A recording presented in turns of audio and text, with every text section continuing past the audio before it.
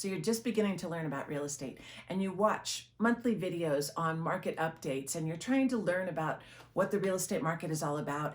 And this term comes up called days on market, or DOM as we call it in real estate. And you're wondering, what is that? What does it mean? How is it calculated? And what does it mean to me? That's what we're going to talk about in today's video. So stay tuned. Laura Gallen here with Mountain Prairie Living, empowered by ERA Shields. And on this channel, I share information to help empower you so that you have knowledge and understanding of the real estate process. I also share cool information about this beautiful place I live in called Colorado Springs. So in today's video, I'm going to help you understand what days on market means. How is it calculated and what does it mean? How does it define a seller and a buyer's market? So let's get to it. So the National Association of Realtors defines days on market as the period from the time the home or the property is listed in the multiple listing service, or MLS, to the time it goes under contract, either pending or under contract. That amount of days defines how quick things are moving in the market. So it is a true definition of how to figure out if we're in a buyer's market, a neutral market, or a seller's market. So let's define what those are. A buyer's market is defined as 6 months inventory. So in relation to days on market, that means you take 6 months of 30 days, approximately 180 days on market. That would define a buyer's market. Anywhere from 90 days, 3 months to 6 months would be a neutral market or a balanced market. So anywhere from 91 days on market to 180 days on market would be a balanced neutral market. And a seller's market is 3 months of inventory or less, so 90 days or less of inventory. So what does that mean, inventory and days on market? So let's define it this way. In October of 2021, in our real estate market here in El Paso County, Colorado, our average days on market is 11. Okay, that's really low. We've been in a seller's market in this market for 5 years or more. So 11. So in 11 days, we turn over all of the inventory. So in 1 month's time, we will have sold that inventory 3 times.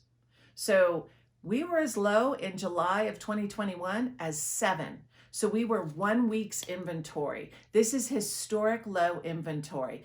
So days on market defines the type of market that we're in, and currently we're in a seller's market. So if you want to know more about our market and you're out here buying and selling, then check out my daily video. I'll post a link to it right here. But I've been tracking it because it's historically low and it's quite interesting to me. I started in the real estate industry when interest rates were 15 to 17% and we had a large vacancy rate, and I was in California. So this is incredible to me, but I've been tracking it daily. So if you want to do that with me, then follow me on that video there. So what does that mean to you if you're a buyer in a seller's market right now? It means that you need to make sure that you've got pre-approval. And if you'd like to know the difference between pre-approval and pre-qualification, then check out this video here. But pre-approval means that you've gone through the process. They've taken your tax returns, they've run a preliminary underwriting program, they verified your down payment, any cash available for closing costs and such, and you are ready to go. You need to make sure that all of that is ready to make an offer fast, because it is moving fast. It's likely that if a house came on the market that day, you saw it that day when it came on the market, there's probably offers coming into that seller that day. So in a strong seller's market, as a buyer, you need to be prepared and ready to move.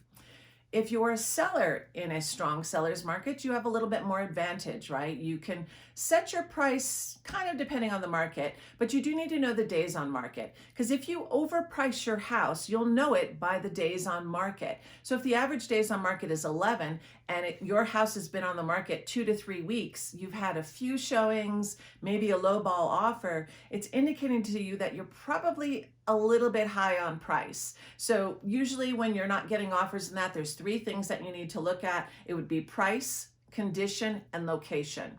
Can't control location. You can work on condition a little bit, but the price is probably typically why you're on the market longer. So the days on market in a seller's market will help identify whether you're priced appropriately. Now, days on market being neutral or balanced, it's kind of either way. You've got buyers that are ready to buy, you've got sellers that are ready to sell. You just work towards getting to an agreement to get yourselves to the closing table. So you might be asking as a buyer for some sellers' concessions for closing costs. As a seller, you might have to give up a little bit of that. You might be at asking price offers, maybe a little under asking price offers in a balanced or neutral market. So it's kind of both sides in that situation. A buyer's market changes the seller situation and it changes the buyer situation in respect to there's a lot of inventory on the market. So the buyers have more to choose from. So as a seller, you want to make your home as more desirable as you can, but the buyer can start to ask for things like seller concessions to help with closing costs. They may ask for a home warranty or to have you include some additional things that were in the home that they liked. So it becomes a little more towards the buyer, obviously, where the buyer has more advantage. The seller can still ask for a great asking price and they can negotiate and come to terms, but there's more inventory and there's less buyers. So I get this question all the time. How soon are we going to get into a buyer's market? Well, if you look at our inventory and our days on market being less than 2 weeks, and our inventory still needs to grow, and we continue to have an influx of people into our areas, particular, because if you could live anywhere, why wouldn't you live in this gorgeous area of Colorado Springs? Additionally, we have 5 military installations, and 4 of those are for Space Force. So we have a large influx of military coming in and out. So it's going to be a strong market here for quite a while. It's going to be several years till it starts to shift over. So some of the thoughts of having foreclosures and that moratorium coming off that will have more foreclosures. And it has increased a little bit, but nowhere near the numbers we saw in 2009 and 2008. We're definitely not going to hit that. But even if we did, people have equity built into their house because it's been a strong seller's market for a while. So they have the ability to sell that house and clear the debt. So we're not going to see a huge influx of inventory coming into the market. So it's going to be quite a few years till we can transition back into a buyer's market or even a neutral market. When you're looking at 11 days on market for our current market, and you're looking at 180 days to get to a buyer's market, that's quite a long distance of time and inventory that has to happen.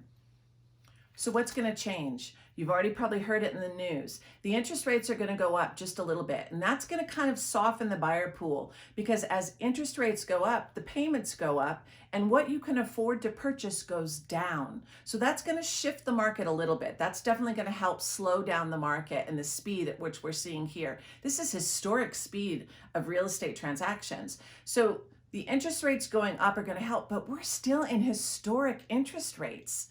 I mean, really 3.5? We just closed on our refinance at 2.625. I mean, these are historic interest rates. So even if they go up, we're still in a great position. So real estate markets, they fluctuate. They just are. That's the nature of the business. It's always going to change. So if you're wondering if you should buy because it's a seller's market and you're worried about the interest rates that are going up, then check out this video here of the cost of waiting. So thanks so much for watching. I hope you enjoyed this information. If you found value in it, give it a thumbs up. Subscribe to the channel and continue learning and growing and empowering yourself throughout the buying and selling process. Have a great day.